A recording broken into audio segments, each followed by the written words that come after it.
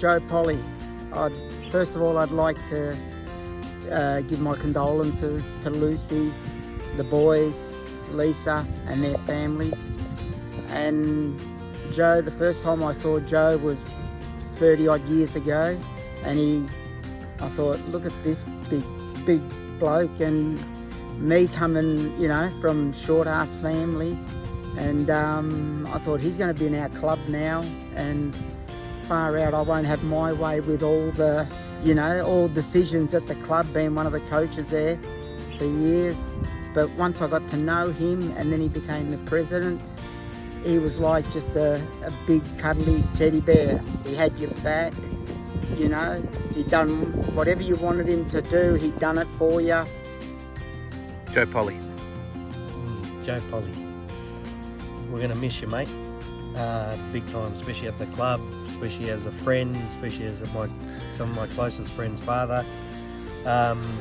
Love stirring him up around his kids. That would have got him going with his kids. Absolutely love that time we had together. If I'm thinking soccer, I think pitch 9.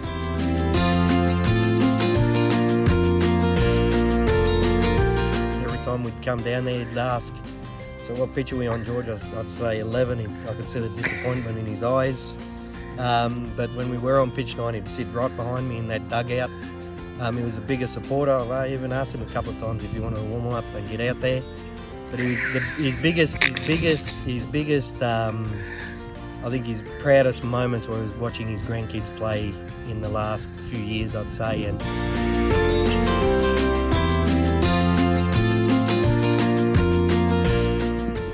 whether they scored their first goal or their 10th goal in the game, you'd cheer it right up, and he had their back all the way, and he had the whole club's back. Joe Polli. Look, yeah, first time I actually met Joe and then the whole Polli family, I was actually playing for the opposition. So I was at Nichols Point playing, and as you can imagine, I got plenty of feedback from the Polli family. I think Joe was there. I'd suggest that Hands probably gave me the most feedback. But it was terrific just to hear that from them. I then came and joined the good side. I came from the dark side to the good, and Joe welcomed me and particularly our family with open arms. And that's the key for me that I remember from Joe. It's just he always made me feel really welcome, but it was always asking about Kerry, always asking about our boys. For me, when I think of Joe, I think of someone who was passionate, who was proud in everything that he did. And for me, when I think of Joe, I remember him sitting in his ute every Sunday down at soccer, and I'd go past and I'd say, Mr. Polli, and he'd go, Simon, how are you? And he'd say, who are we playing today?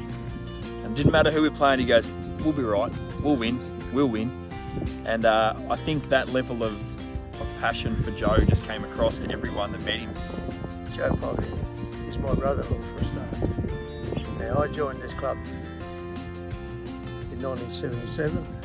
I became a president for 10 years after that, and with that in mind, my kids would come in to play soccer, and my nephews, his sons, both Vince and Anthony, decided to come along.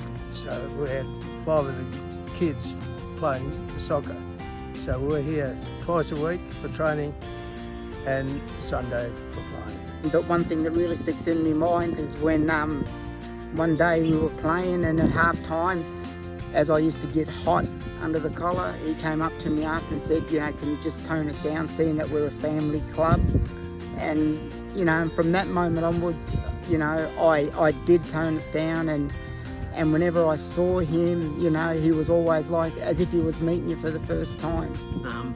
And that sort of sense of family and really connectedness made me just, I guess, love to be at the club. And that goes through, that legacy lives on, like with Hands, with Hoss, like family, and just, I think they do anything for you. And that doesn't come from nowhere. That comes from your family, and Joe's passed that on, and it's a real credit to him.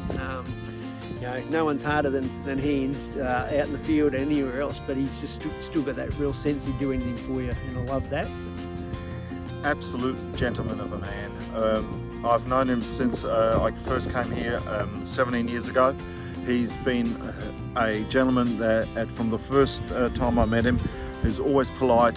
But some of the funny stories that I love about him is that when, as a referee and also a treasurer and secretary of the Referee Association, I've known him to be supportive of the referees at all time.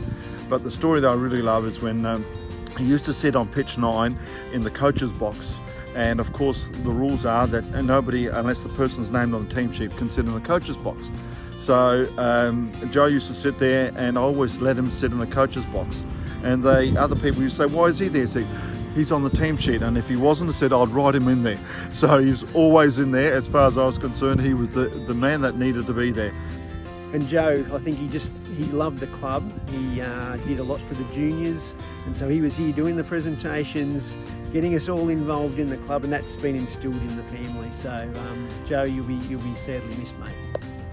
And whether it was before a game, half time, after a game, he just loved it. He loved being down there, and I think from a soccer perspective, he had pride and passion for Mildura City as a club, but probably more importantly, he had pride and passion for his children, and more recently his grandchildren, who pulled on the red and black. And seeing them score goals, he always loved it. He'd always say to his boy, how many goals you score today? How many goals you score? And that was something that I know he took immense pride in. Now, I've been part of the club when we first bought it.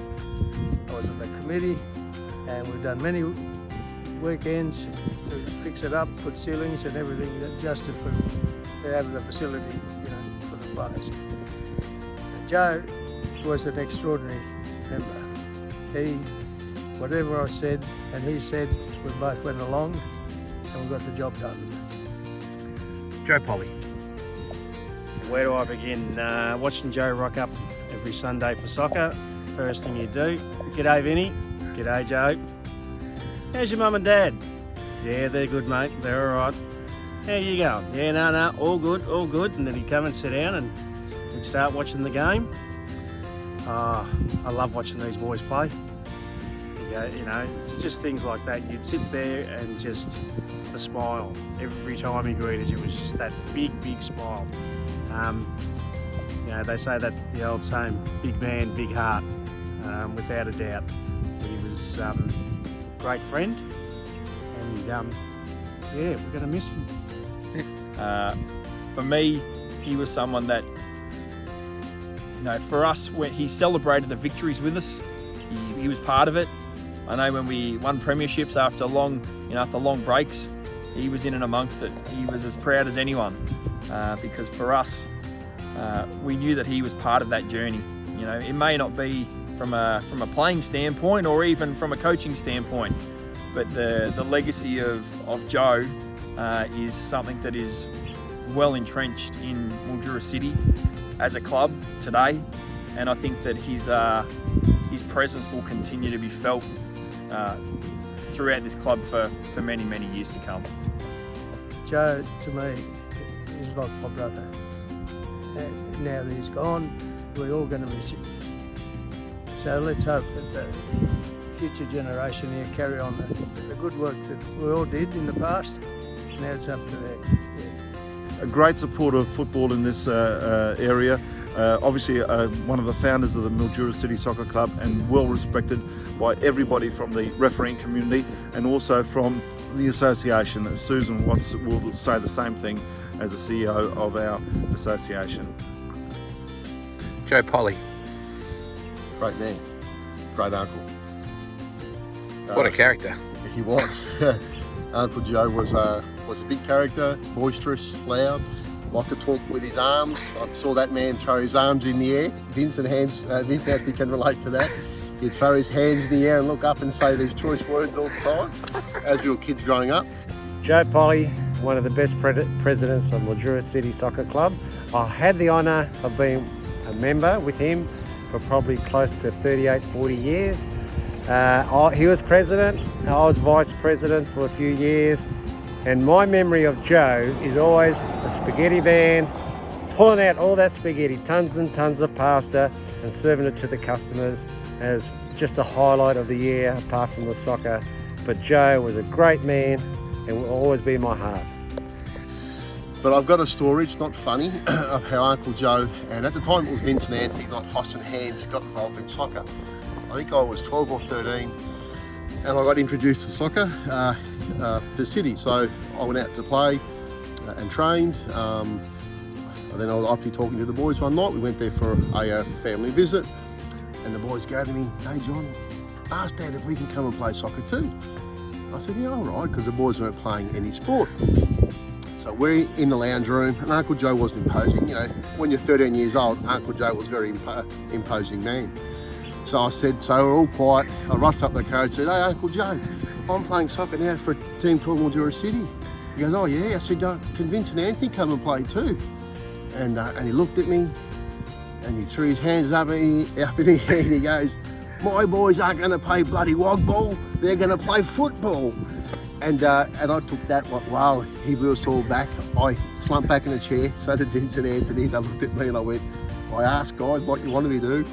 And that was it. Well, sure and behold, I think with a bit of pressure from Auntie Lucy and my mother, Uncle Joe's sister, 3 or 4 months later, the boys were playing soccer. And I suppose the rest is history. From a bloke that didn't rate wog ball, wanted his boys to play. A guy called Joe Polli called it wog ball. I remember that in their house, and him saying, "My boys aren't playing wog ball." And from that point, then Uncle Joe, well, my dad got involved probably on the committee before, and Uncle Joe was there.